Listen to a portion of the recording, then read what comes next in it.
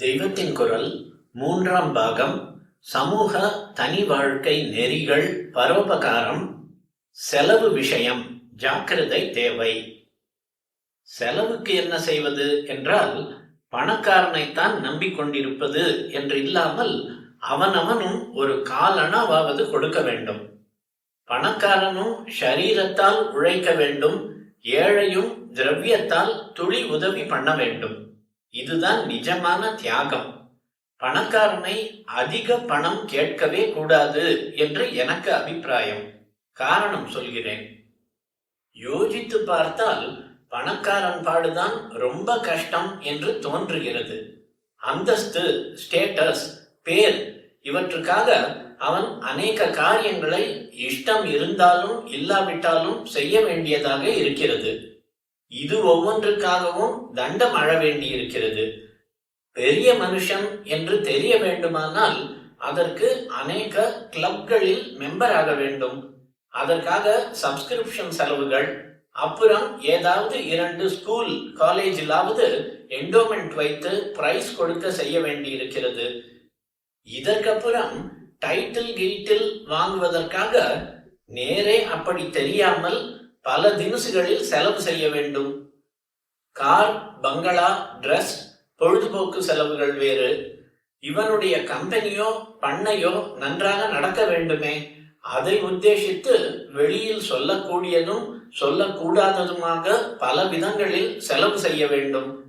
இது ஓரளவுக்கு கடமை மாதிரியே ஆகிவிடுகிறது.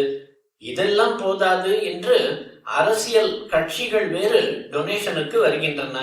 அதிலும் இவனுக்கு வாஸ்தவத்திலேயே ஒரு கட்சியிடம்தான் அபிமானம், அது இருந்தால்தான் தனக்கு நல்லது என்று தோன்றினால் கூட அதற்கு மட்டும் டொனேஷன் கொடுப்பதோடு போக மாட்டேன் என்கிறது. இவனுக்கு பிடித்தாலும் பிடிக்காவிட்டாலும் ஒரு சமயத்தில் யாரிடம் நிர்வாகம் இருக்கிறதோ அவர்கள் இவன் தலையில் கை வைக்காமல் இருப்பதற்காக அந்த கட்சிக்கும் நிறைய கொடுத்து திருப்திப்படுத்த வேண்டியிருக்கிறது. இன்னும் அகத்தில் கல்யாணம், கார்த்திகை, ஃபீஸ்ட், அது இது என்றும் வாரிவிட வேண்டியிருக்கிறது. வரிகள் வேறு. செலவு செய்வதற்கும் தானம், கிஃப்ட் பண்ணுவதற்கும் கூட வரி கொடுக்க வேண்டியிருக்கிறது. இந்த நிலையில் பாவம் மனசார இவன் எந்த நல பணிகளுக்கு கொடுக்க ஆசைப்படுகிறானோ அதற்குத்தான் ரொம்ப குறைச்சலாக கொடுக்கும்படியாக ஆகிறது.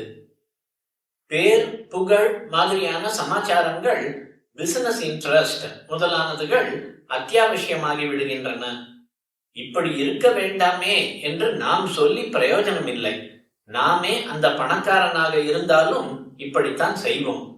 இம்மாதிரி வேண்டாததற்கு செலவழித்துவிட்டு வேண்டியதற்கு செலவு செய்ய முடியாத போது அவனுக்கே கில்ட்டியாகத்தான் இருக்கும். இந்த சமயத்தில் நாம் வேறு போய் அவனிடம் யாச்சகம் கேட்டு அவனை கஷ்டப்படுத்துவானேன்? தனக்கு பிடித்த காரியத்துக்கே மனசார கொடுக்க முடியாத பரிதாபமான ஸ்திதியில் அவனை கொண்டு போய் நாம் வைப்பானேன் என்று எனக்கு தோன்றுகிறது. சமூக காரியங்கள் என்றால் எத்தனையோ இருக்கின்றன. ஆனால் இந்த காரியங்களுக்கு பேற்றனாக இருக்கக்கூடிய பணக்காரர்கள் யார் என்று பார்த்தால் ஒவ்வொரு ஊர் அல்லது பேட்டையிலும் ஒரு 10-12 பேர் தான் இருப்பார்கள். இவர்களிடமே ஒவ்வொரு காரியத்துக்கும் ரசீது புஸ்தகத்தை தூக்கி கொண்டு ஓடினால் அவர்களும் தான் என்ன செய்வார்கள்? ஒன்று வேண்டா வெறுப்பாக கொடுப்பார்கள், அல்லது விருப்பம் இருந்தும் கூட நிறைய கொடுக்க முடியவில்லையே என்று துக்கப்படுவார்கள். நமக்கும் யோசனை வருகிறது, அந்த பணம் கணக்கில் வந்ததா வராததா?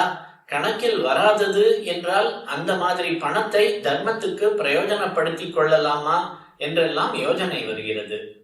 ஆனதால் பணக்காரர்களை நம்பித்தான் சோஷியல் சர்வீஸ் என்று வைத்துக் கொள்ளவே கூடாது.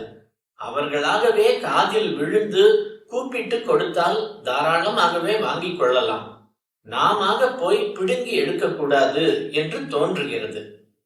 இதில் இன்னொன்று கூட, சில பணக்காரர்களே அதிக பங்கு செலவு ஏற்கிறார்கள் என்றால் அதனாலேயே அவர்களுக்கு சங்கத்தில் அதிக ரைட் உண்டாகிவிடும். அவர்களுக்கு மற்றவர்கள் பவ்யப்படும்படியாக ஆகும். எதிலும் அவர்கள் சொல்வதுதான் முடிவு என்றாகிவிடும். இது கூடாது. பொதுவாகவே பணத்தின் டச், ஸ்பர்ஷம் வந்துவிட்டால் அதோடு ஒரு காரியத்தில் அநேக கெடுதல்களும் வந்துவிடும். பொது தொண்டு செய்ய புறப்படுகிறவர்கள் பண விஷயத்தில் ரொம்பவும் ஜாக்கிரதையாய் இருக்க வேண்டும்.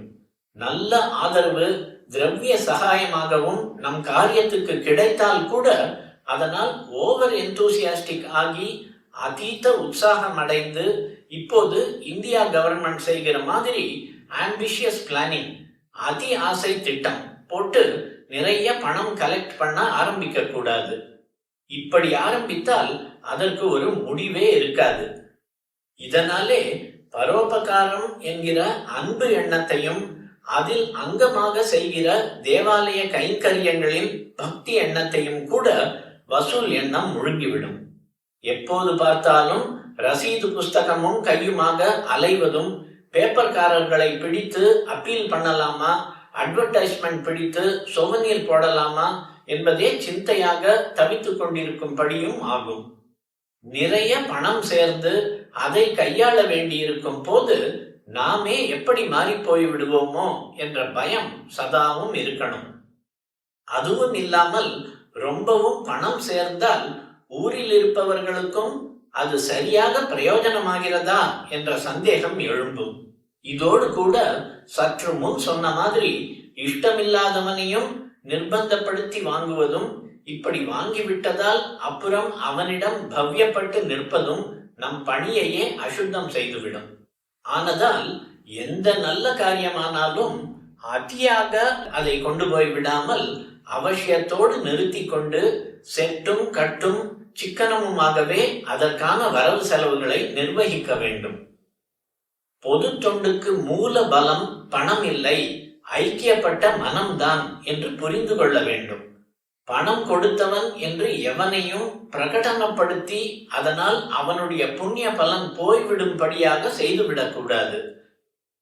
திருப்பூந்துறை ஐயனார் கோயிலில் குளம் வெட்டின போது பணம் வசூலித்து கூலி கொடுத்து காமகோட்டி பத்திரிகையிலும் நன்கொடைக்காரர்களின் பெயரை போட்டுவிட்டார்கள்.